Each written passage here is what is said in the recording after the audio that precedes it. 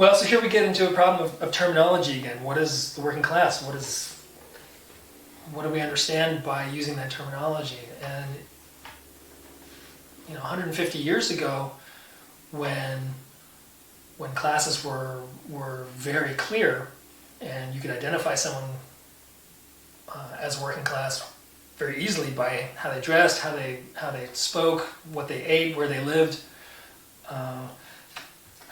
I suppose it was a fairly descriptive category in the United States, which has this mythology of not being a class culture. Ideas about what constitutes working class is very different.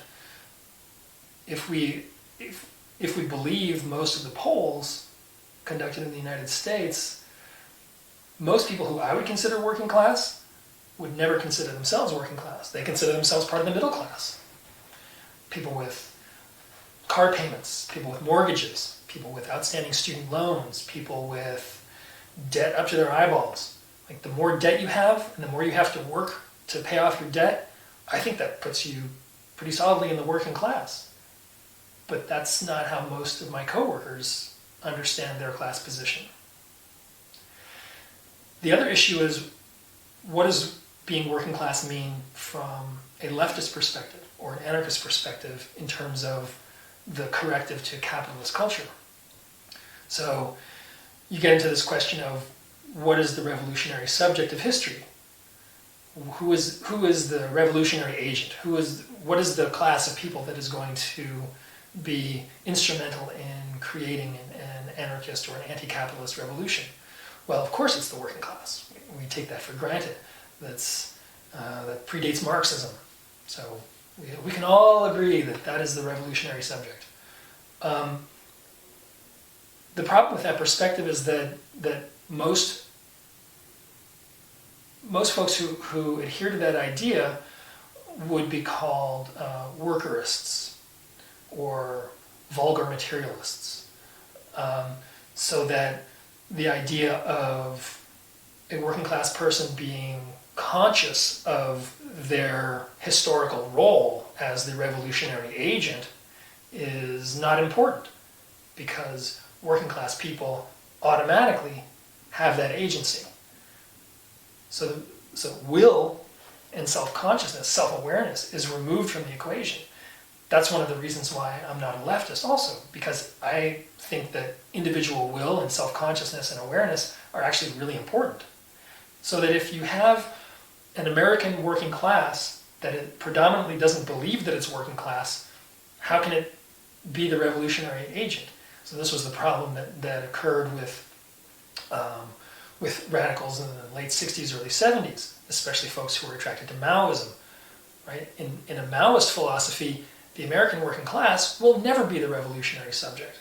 It can't be. It's part of the labor aristocracy. It's been bought off through racism, through the benefits that accrue to white working class people. White working class people will never be part of the revolutionary subject of history. So the abandonment of the white working class by American Maoists was a totally logical step, because they didn't see any revolutionary potential in the white working class. I don't see a lot of it either, but I still don't think that means that the working class, or more specifically the white working class, is not part of a potential revolutionary subject. They don't have that self-awareness that they could do it, but that doesn't mean that they can't. And I'm fairly cynical about the possibilities of it happening in my lifetime, or in 500 years. I'd love to be proved wrong, but I don't have a lot of hope for the American working class, mostly because they don't consider themselves working class. And because they don't consider themselves working class, they don't have what people in other parts of the world would recognize as a working class culture, which is, in places where I've visited over the years, working class culture is very intellectual, it's very historically oriented, it's very conscious of its own place in history, and we don't have that in the United States. Nothing like that. People refuse to accept that they're working class, because that's somehow a bad thing. You're not successful if you're working class. And in America, it's all about success. So people work for a living, they don't have access to the perks that people in the economic and ruling elites have. I don't know if that makes them middle class, but it sure doesn't make them upper class. And if the middle class is always being assaulted, like the politicians are telling us, like the Democrats are always saying that the Republicans are trying to destroy the American middle class, well, what's that going to make them? It's going to make them working class again, or finally, or still. And I don't know what to do with that, but it doesn't mean the working class is irrelevant. It just means that in this country, it is not where revolution is going to start. They might be dragged along kicking and screaming because they have no choice, but working class politics in the United States sucks.